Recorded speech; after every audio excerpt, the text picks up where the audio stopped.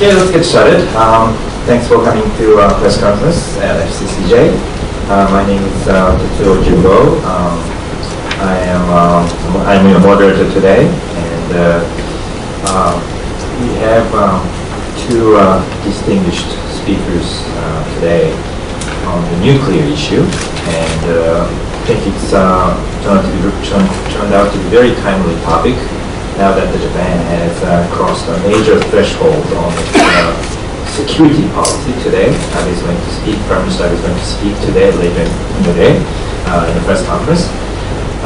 But this issue has something to do with the stockpiling of plutonium by Japan, and this reprocessing plant is now under construction. Actually, it's been under construction for a long time. I think it started in 1993, so they're building this for a good 20 years now. But it is now expected to be operational this coming October. I don't know if it's really going to happen, because I heard the same story over and over again, and then there's some minor accidents, and it's been prolonged or delayed a number of times. But anyway, this reprocessing plant is now scheduled to be ready in October. And as you know, Japan already has 45 tons of the plutonium stockpiled, and it's worth about 5,000 air bombs. And Prime Minister Abe has pledged at the Hague Nuclear Security Summit that he will reduce the plutonium stockpile. So how does it match with this coming of new plant?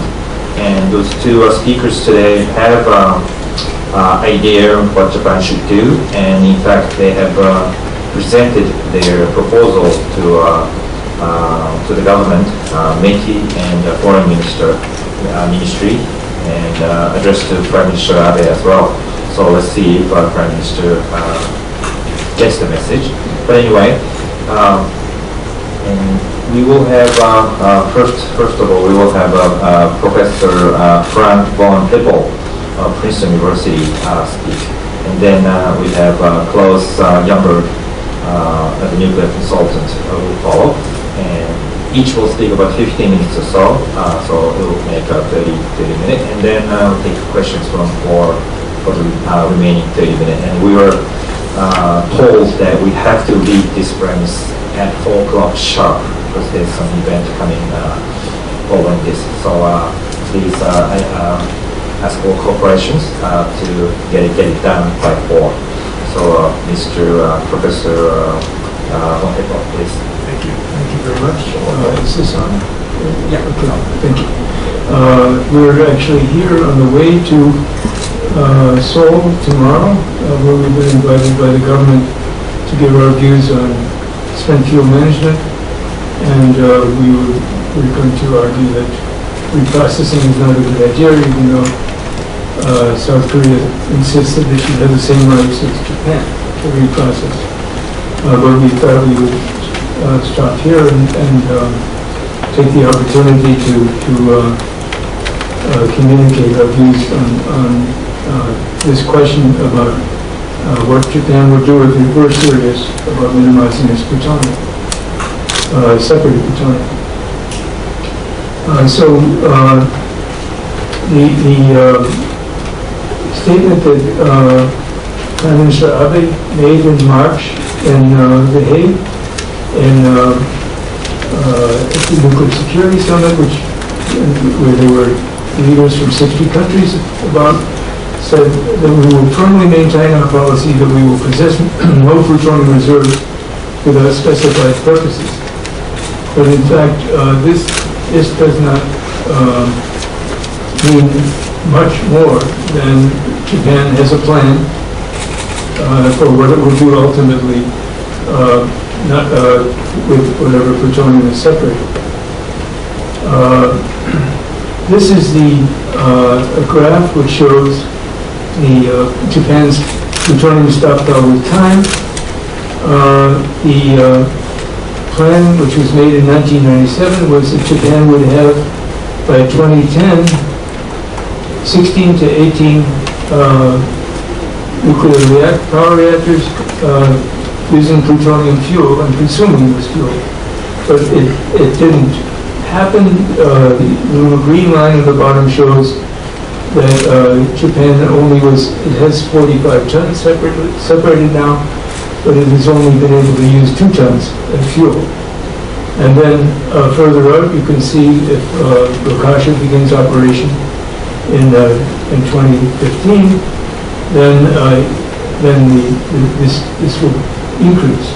Other countries have found having large plutonium stockpiles a problem. The UK right now had a similar policy of separating plutonium without a clear plan for what to do with it, and is now faced with the problem of what to do with 100 tons of separated plutonium, even more in Japan. The U.S. is also struggling right now with what to do with 34 tons of plutonium which became excess as a result of the reductions of its nuclear weapons stockpile since the end of the Cold War. So it's not just Japan that we're. By the way, the U.S. of course did decide in 1977 not to do commercial reprocessing because it concluded at that time that it was not economic and there was no need for the plutonium. And the U.S. ever since then has been saying to other countries, we don't reprocess, you don't need to either. And that has worked pretty well. The number of countries reprocessing has actually decreased. Japan is the last non-weapon state that reprocesses. And the UK has just recently decided to stop reprocessing as well. So, and there's a debate now in France. So this is in the context of the larger situation. Now, with regard to Japan's use of plutonium, I showed that it's only so far been able to use 2 tons. 34 tons of Japan's 45 tons are actually in Europe. They were separated there in the UK and France. And France sent back about 5 tons in the form of plutonium, so-called mixed oxide fuel, MOX fuel, and but only 2 tons so far of that 5 tons has been loaded in reactors and irradiated. With regard to Japan's own plutonium separation at Rokasha, at the moment Japan has no capability of making that into fuel. There is a plant under construction. Its completion date has been slipping. It's currently they're talking about 2017. So that would be, for at least some time, there would be no way to use the plutonium that would be separated. There's already enough plutonium separated in Japan to start that plant up when it becomes available. We know that it may not work. The UK built a MOX fuel fabrication plant and tried to make it work for 10 years and finally decided to abandon the project. The U.S. has been building a MOX plant for its excess weapons plutonium. It was supposed to be operating in 2007. I think now they're talking about 2020 or so. And it's become so expensive that the Obama administration is talking about abandoning it and thinking and trying to see what another cheaper way to dispose of this plutonium. Just storing spent fuel costs about a tenth of what it costs to reprocess.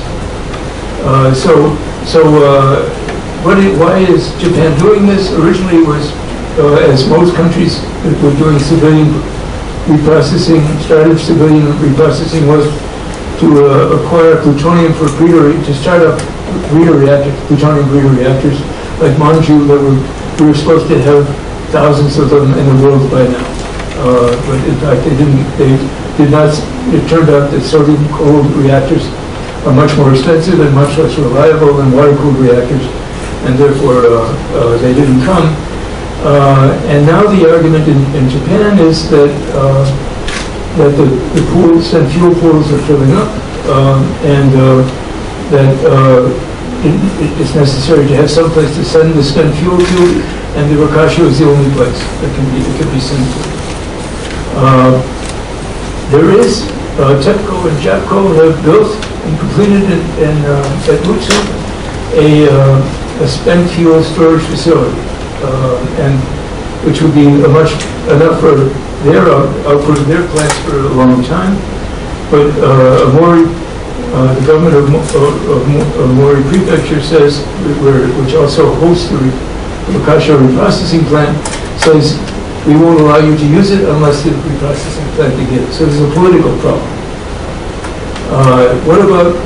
What most of the rest of the world has done is actually build dry cask storage spent fuel with plastic.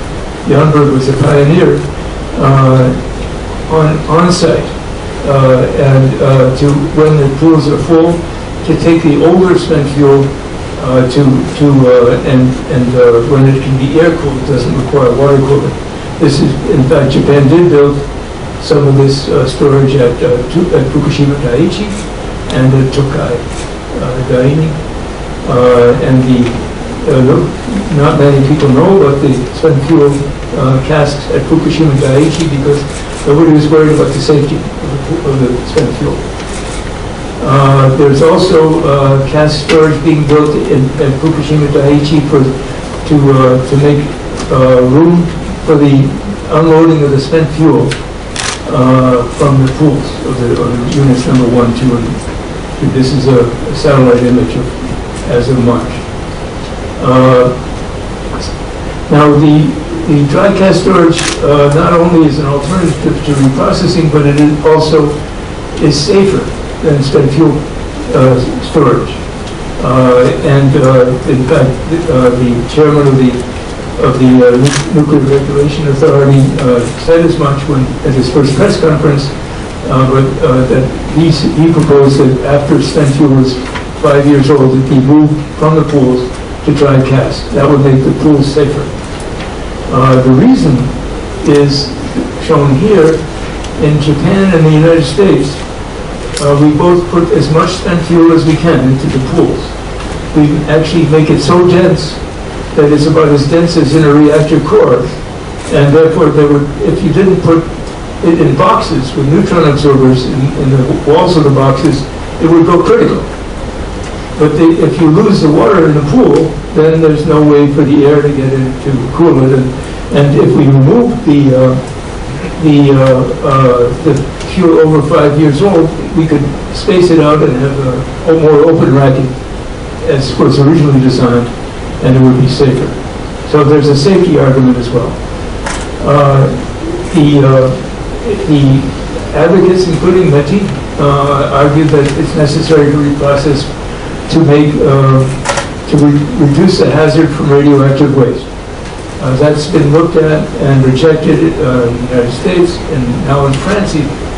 And now also the advisor to METI on this subject says it's really not necessary to reprocess for radioactive waste management.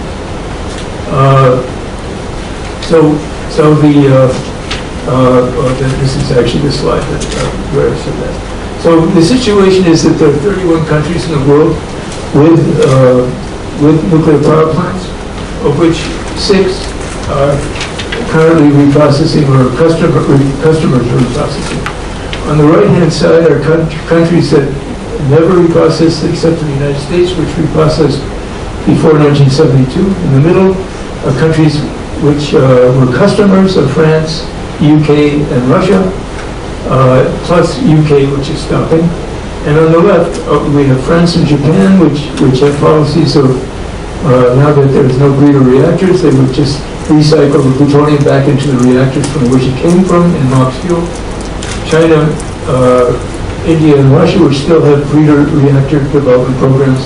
And the Netherlands, which for some reason has a small old reactor, which is signed off again as a customer for France. So, in conclusion, Japan's government agrees that, as Prime Minister Abe said, that unnecessary separation and stockpiling of nuclear weapons materials anywhere is a threat to international security. Japan has 45 tons, 5,000 weapons equivalents of separated plutonium that will be very difficult and costly to dispose of. Nevertheless, the proposal is to begin to operate Rakashio, the reprocessing plant, to separate more. Primary argument being that there's no other place to ship spent fuel to. But this is a problem that most other countries with nuclear power plants have solved with interim on-site and off-site storage, and that is what my colleague will discuss.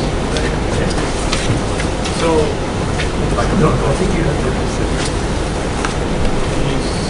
I can introduce myself for the time being. In the meantime, I can introduce myself a little further. I'm a German engineer and a French physicist, and I'm generally in Frank's company when he needs a technical futukurogata.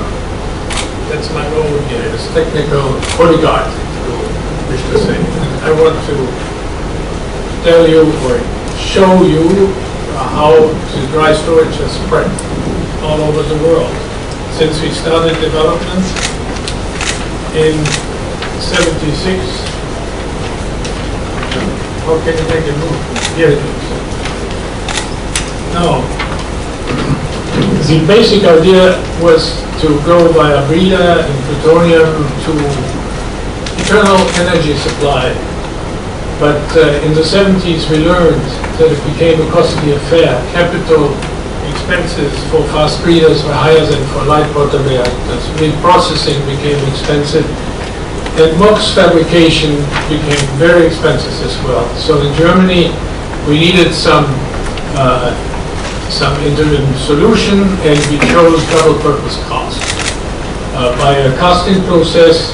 And from the beginning, we started to design them for maximum leak tightness, full leak tightness, aircraft impact resistance, and we even made sabotage tests with solar charges to give maximum security. Meanwhile, the plutonium, which we had considered as an asset in the 60s, has lost this role and became a burden. And the reprocessing facility, which my utilities had started to build, became too expensive. There was too much opposition, so we gave up. But here you see some realizations which we have really done. On the upper left, the storage facility; on the right, the inside of the storage facility with many costs. And the lower one is the famous Gorleben storage facility.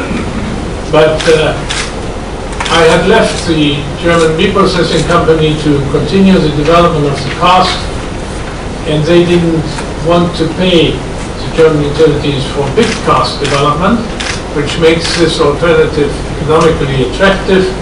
So I had to address to customers abroad. Among these was the Department of Energy in the United States, Virginia Electric Power, but there are also other solutions in other countries. For example, this is what you probably have seen already in Japanese documentation. It's from Fukushima Daiichi.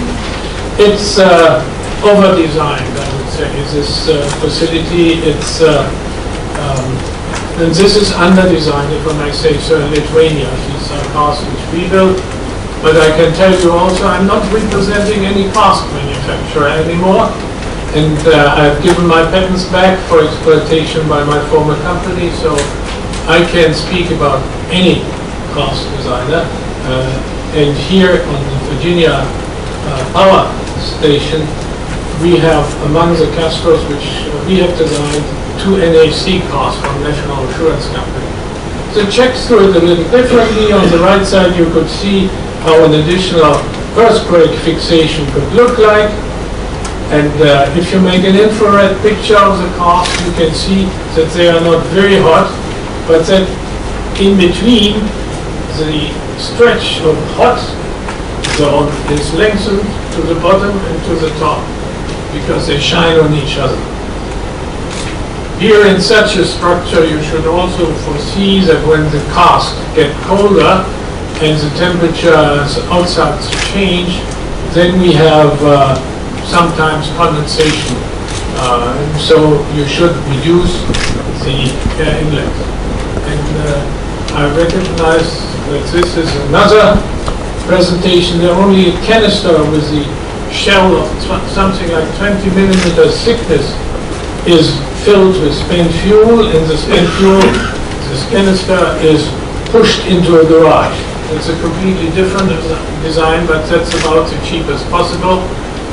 In the United States, it has not been chosen for Japan for simple reasons. It does not give the same resistance as the designs which we have presented here.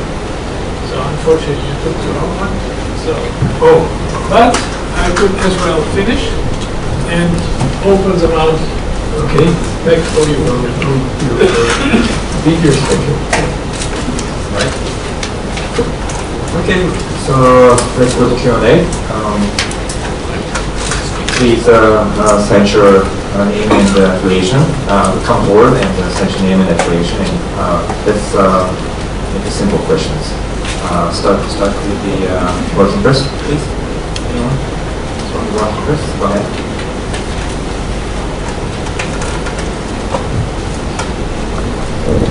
Judith Stalbers from the Netherlands, Elsevier Magazine. Professor Hippel, you were here about half a year ago. I think the Japanese colleague was named. Maybe 1 year ago, right? Maybe 1 year. Oh my goodness. What has the situation in Japan changed between your last visit here to Japan and right now? This is one question, and I have another question because I went a little bit too quick about this last design you showed us for cask. Is that applicable? The last one you just flipped it away. Is that one usable for Japan or is it not usable for Japan? So that's the second question. I think not. So no, the Japanese have not chosen this one. It's the cheapest design possible in the United States where you don't have the same environmental spreads as, for example, here. I guess in terms of what has changed, now we have Prime Minister Abe. We didn't have him when we were here last. So at the highest level, he's acknowledged that there's a problem with this international security associated with having large quantities of weapons usable materials. Also, as I mentioned at the beginning, the occasion of this trip is to come to try to persuade South Korea not to do what Japan has been doing. South Korea has been negotiating with the U.S. To renew its agreement of cooperation and has been insisting that it has the same rights as the U.S. as were agreed in 1988 in the U.S.-Japan agreement of cooperation. The U.S. has been resisting, and as a result, the only thing they could agree on was to extend the old agreement by 2 years and to continue to talk. So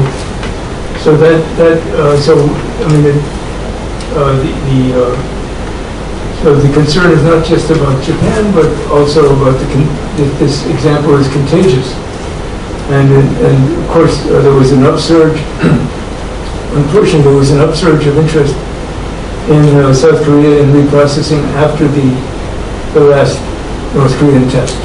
So that there's also a security an interest in having, on some part of some people, of having nuclear weapons option. May I add one information following the question of you, Madame? In Japan, like in Germany, by example, the primary choice are double-purpose cars. Cars which are licensed for transportation and for storage. And this is also a sales argument, very important, so we can show from the beginning to the people it is not just intended to stay there where we put them, but it is able to be taken away to some final location whenever this happens. Thank you. Next question. My name is Natalie Stuckey, I'm a freelance. It was reported that the United States has been trying to persuade Japanese officials that terrorists could target to attack the Wakasho plant, but Japan has resisted upgrading its security force, requiring background security checks for its nuclear workers. And I think the International Atomic Energy Agency is formally responsible for ensuring that plutonium does not leak from the Wakasho plant.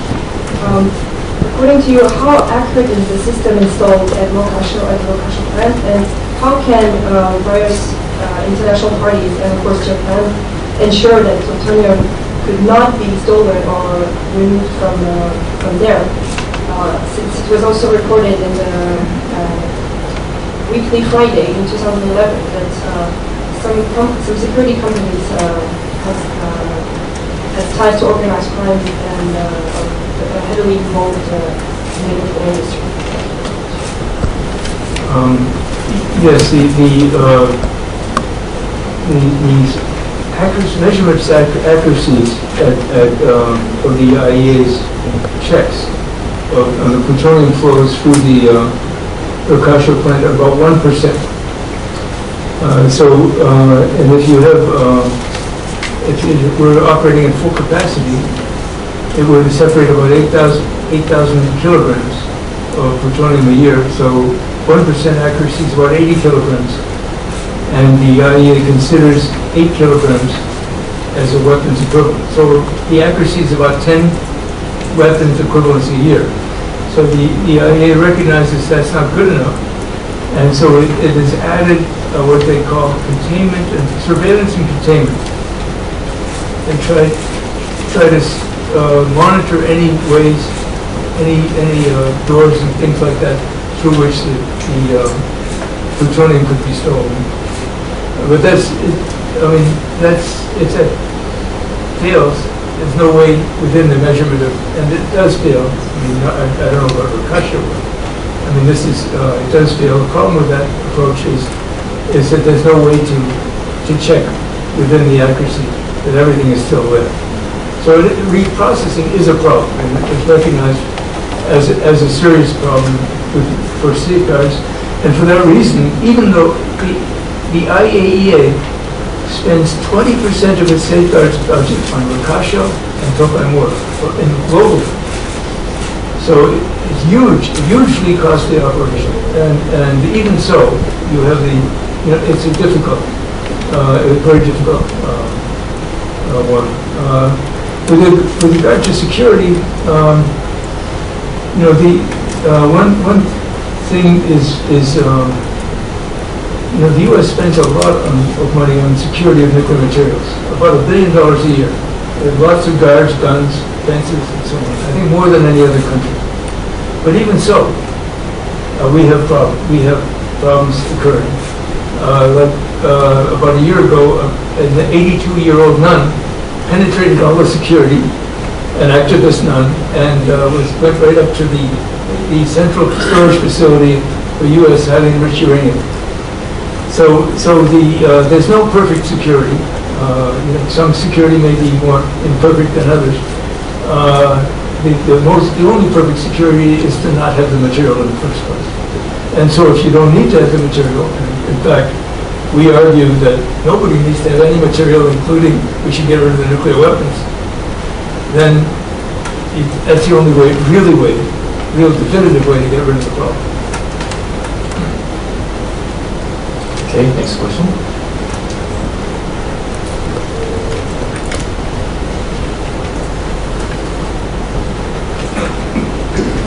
Marty Saito from Reuters.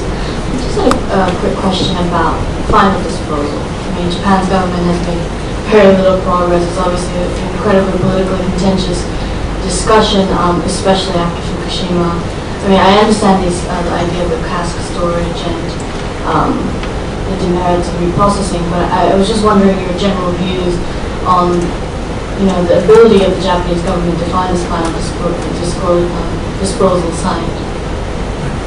I mean, of course, I think, let me start. The final disposal, I think, is more a political problem than a technical problem. In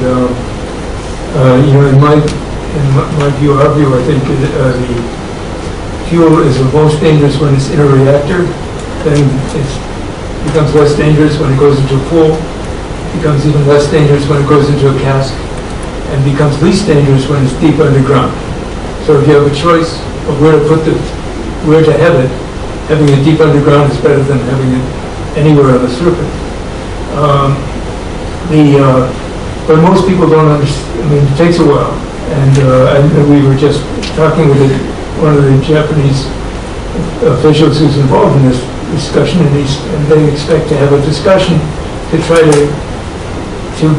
get with different communities try to get some kind of rational basis for understanding these risks, sort of agreed perception of these risks.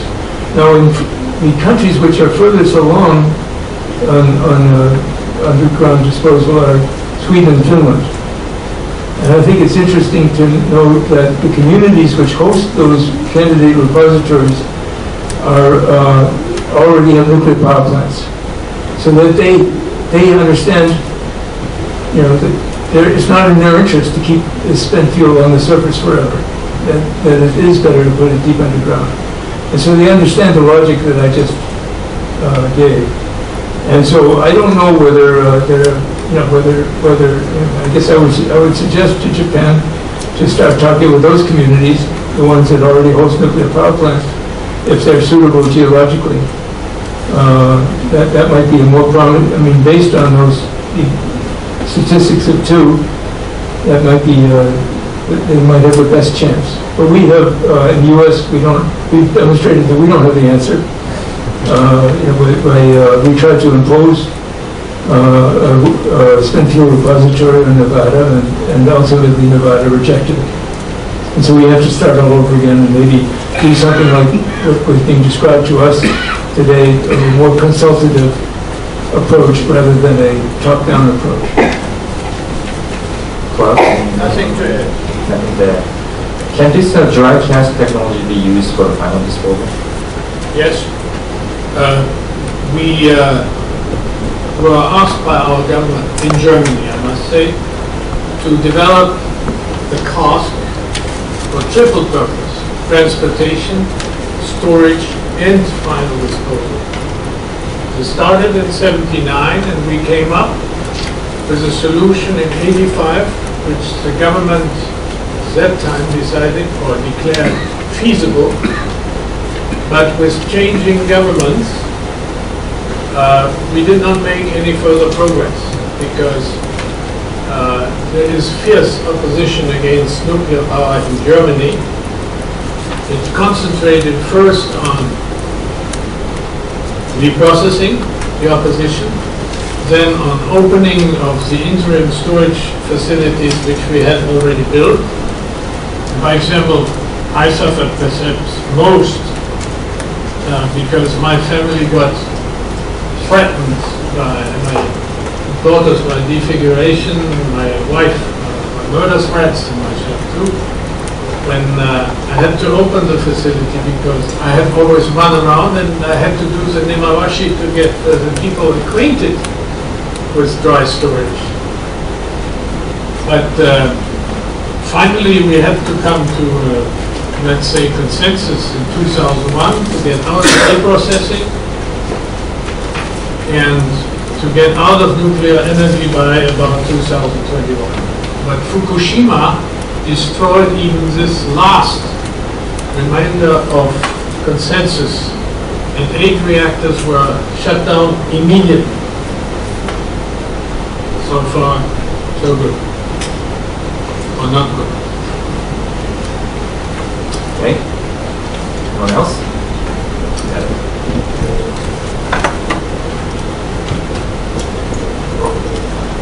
James Cole, University of Tsukuba, Japan.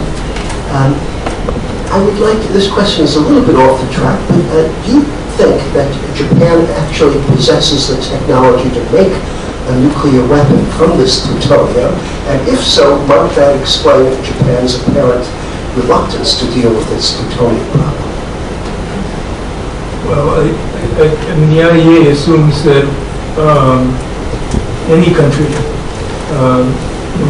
that it decided to acquire a nuclear weapon would prepare the necessary system for making the material critical and before it diverted the material. But I'm sorry, second part of it. So I asked whether Japan has the technology to actually fabricate a nuclear weapon. This might explain its stance. Oh yeah. So this has come up in discussions over the past few years. What would happen to? I mean, some people in the security community, I think, like to have a nuclear weapons option, and they say that well, what will happen to our nuclear weapons option if we don't want a nuclear weapon, but it's nice that the world knows that we have a nuclear weapons option. And maybe China will push us around less. I guess the answer is I don't think that Japan would want 5,000 nuclear weapons. I mean, that was the sort of Cold War craziness of Russia and U.S. I mean, China has maybe 200, UK, France, the other countries have so you don't need this as much plutonium as Japan has. You don't need a huge reprocessing plant like Casio. You could say, well, India's program was based on a pilot plant much smaller than Tokaimura. But even so, but you wouldn't even need Tokaimura. You have we're talking about Iran. Iran has an enrichment program, very small, much smaller than what Japan has at Rakasho. So even if Japan had no plutonium, it would still have a nuclear weapons option as long as it has an enrichment plant. And of course, the enrichment plants, when they're operated the way they're intended to, they produce low enriched uranium.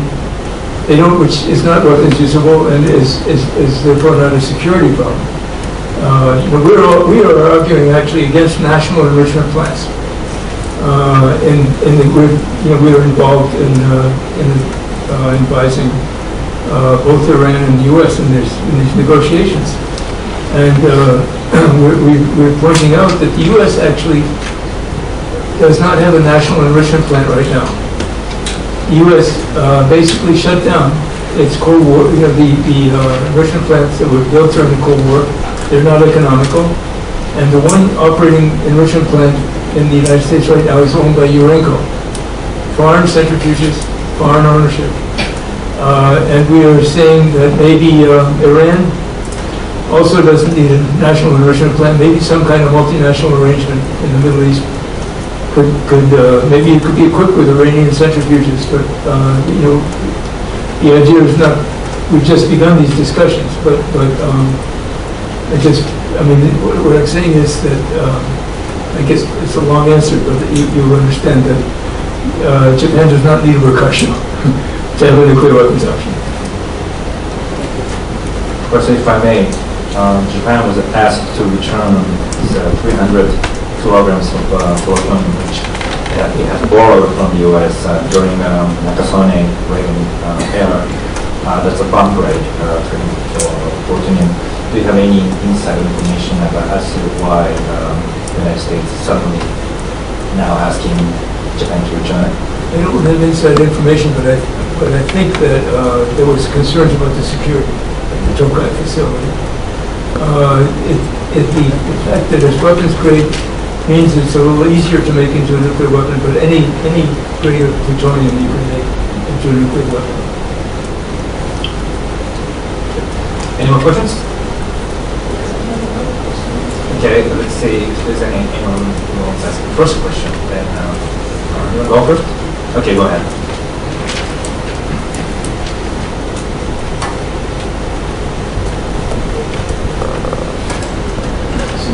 Brilliant about Germany.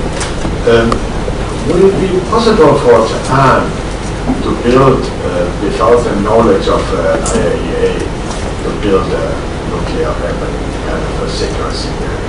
Would it be possible? And a question for Mr. Janberg about how long is this kind of a cask?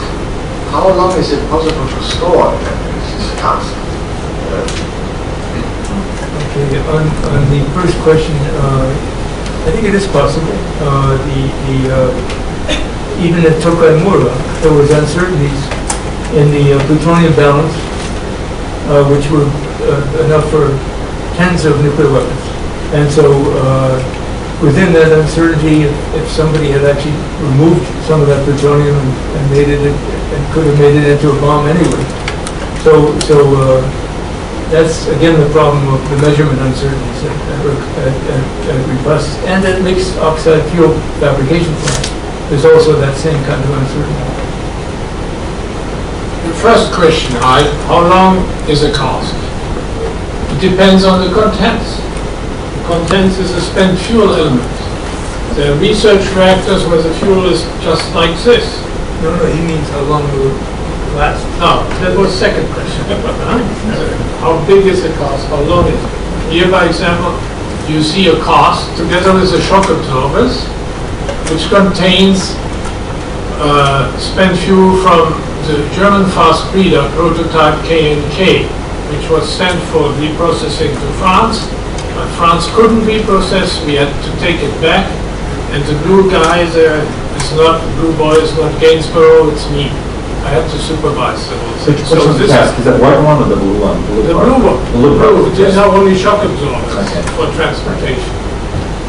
So the cask range up to 6 meters length, because in between we can put, in between the 6 meters, a total fuel element. And this one is some 3 meters long. Now the question, how long can you store them? These casks are leak tight. There is no influence from outsides to the inside. The fuel is stored under helium. Helium, we know still from chemistry, is not creating any corrosion. It's not a technical spent fuel, so it remains intact. For the time being, we have spent fuel in storage for 38, 39 years. We have opened some casks, for example, in the United States of America, and looked at the fuel, how it behaved perfectly. For the time being, we do not see any limit. And this cask here in particular contains fuel already canned and redocumented and prepared for direct final disposal within this cask in a salt mine at a depth of 900 meters under an outside pressure of 300 bars. If that would be the geological formation for final disposal licensed in Germany. That's just one of these examples. Does this answer your question? So the lifetime, what is your suggestion of the lifetime of a cask? Greater than yours and mine together. Yeah, that's for a half-life of some element. No, but the cask, you know, in salt, the salt doesn't contain any water. So it is not aggressing the cask itself. So we cannot establish a life limit. But anyway, it depends on the final disposal medium. And if, as such, granite is chosen, we might have to take some additional protections, as the Swedish do and the Finns. They put the cask into a copper overpack, because copper in their environment is more resistant for thousands of years. In salt, we wouldn't have this problem, but in Germany there is no decision yet, neither in Holland on this question. The Swedish Catskills then have a layer of clay, but I think the ultimate barrier is the rocks around the low flow of water.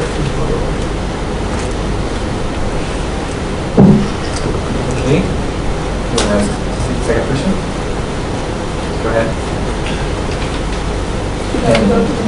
Yeah, please do. Then even more than a year ago, 2 years ago, we had here a Japanese person for nuclear fuel arrangement, but there are many such institutions in Japan. I don't recall the name, but he's a retired Monju Cho head. And now he's DG Cho. At that time he was the DG Cho of his organization. And his argument for reprocessing and for keeping the fuel in underground storage, which you can reopen storages, is that it would be the fuel itself, or this waste, which also this high radioactive waste after reprocessing has so many precious elements which we could use, we as Japan, and for future technology and I don't know what. So there's a future in fuel and in waste, radioactive waste. Can you explain this to us? I am a breeder boy from the beginning. I started my nuclear career in breeder reactors in France. France is the most advanced country in this respect besides Russia. At that time we had exactly the idea the Japanese gentleman mentioned. We lived from the idea that plutonium is an acid. We can multiply its energy content by breeding in fast breeders. But then the breeders themselves became so expensive that they couldn't compete with light water reactors. And the plutonium was more and more expensive to be gained by reprocessing. So these years, the past 3 decades, uranium is cheap. And plutonium has become a burden. And a burden which costs a lot of money. And this money is not renewable. If you spend it on something which isn't worth it to be spent, it's lost.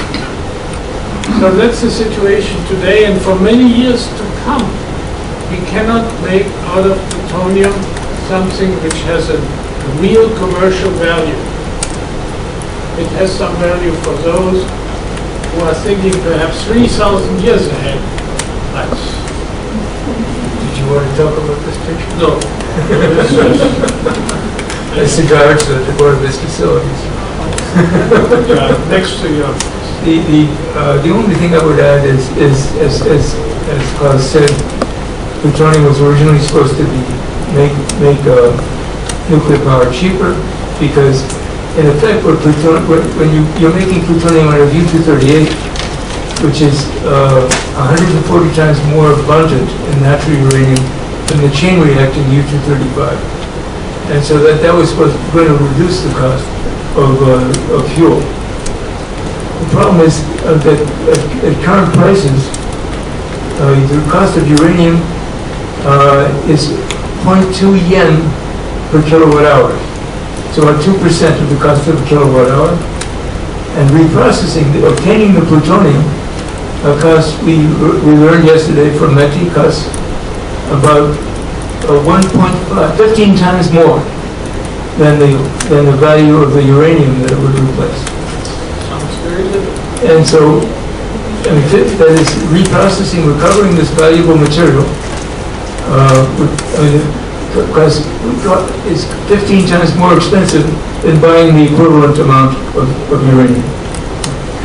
And so it is just, we can't see a foreseeable time when, in fact, it would it would actually be coming of positive value. Right now it's of negative value, plutonium. Can you imagine my deception when I had to realize I'm not working on high technology readers, but I'm developing waste bins, you know, what a decline in technology, but commercially viable. And that's the way it is. Plus, safe. Yeah. Unless you want to build bombs. Yeah, I don't. Okay, now we can go ahead. This is the last question, I think. Okay. With regard to waste disposal in deep underground, would it be feasible in Japan because Japan has a lot of earthquakes? Yeah, we were just talking to a Japanese expert on that. He says the earthquakes are much less a problem deep underground than they are on the surface. If you stay away from the faults, then you need some tight rock. So you don't want to put the repository right on the fault. But there's lots of places where there are not active faults. Okay. You want to do the last one? Okay.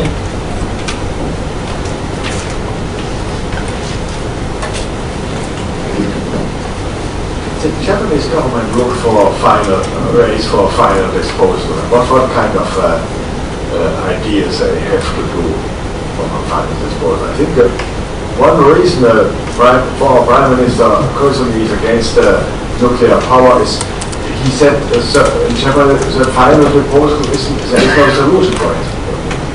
Well, in my view, the hierarchy of concerns about nuclear power are nuclear weapons connection, possible abuse of nuclear power to acquire nuclear weapons. Then comes reactor safety, and at the bottom of my list is radioactive waste disposal. But for most of the public, it's the opposite. They think that the problem of getting rid of radioactive waste is the most important. Then they worry about reactor safety, and they don't think about the nuclear weapons connection at all. I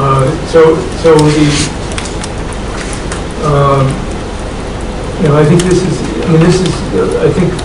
this is what we have to discuss with the public. The Japanese government has to discuss with the public, and they have to come to a common view on what are the greatest dangers. I already said that spent fuel on the surface is more dangerous than spent fuel deep underground. It's hard to understand. I think that maybe the dangers of radioactive waste was exaggerated by the anti-nuclear movement. As there was the sort of the stuff up the toilet theory, which is if you make it waste disposal impossible, finally the whole system will stop. Constipation. Yeah. We know how but that was, and I think then the nuclear, the bigger people adopted that theory. They say, oh, our bigger reactors will deal with radioactive waste and make it less harmful. But so they both of them were conspiring to miseducate the public. And so now the public has to be, has to be engaged in a more serious way. Very last of all, if Japan is to abandon its reprocessing, all the spent fuel that the power companies own are now registered as assets because their fuel. But once reprocessing is stopped, it will just become waste. And it's one of the reasons that the Japanese government cannot say we are going to stop doing reprocessing. This is a pure economics, but do you have any suggestions or any thoughts on that? Sure. You went through it, Charlie. Yeah, but we were forced to. You wanted. So go ahead. Well, no, economics is not my expertise, but I don't. It's hard for me to believe that what kind of asset that they you know, how much value they give spent fuel. It's a huge value. Huge negative. So that would, Well, it will turn huge negative once it's no longer fuel. Yeah. but it would be, if you can educate, maybe, do you know what the number is? I don't have an exact number, but it's actually a large sum of. Yeah. Right, man. They're basically, Okay, that's a new one. Okay. basically in Germany, I also had to supervise a department where we advise the utilities on how much money to put aside in order to cover the liability of the back end of the fuel cycle. And that was, in addition, quite a big number. I'm unfortunately not entitled to tell you anything concrete, but if you look into the balance sheets of the Japanese utilities or the French or German, you might eventually find a number or numbers equally for decommissioning. So look there, but what you said, you are on the right track, definitely. Okay, thank you very much. This is it for the first conference, and as a person, as a token of appreciation, I'd like to thank the honorary 1-year honorary membership for understanding the name. Actually, thank you very much.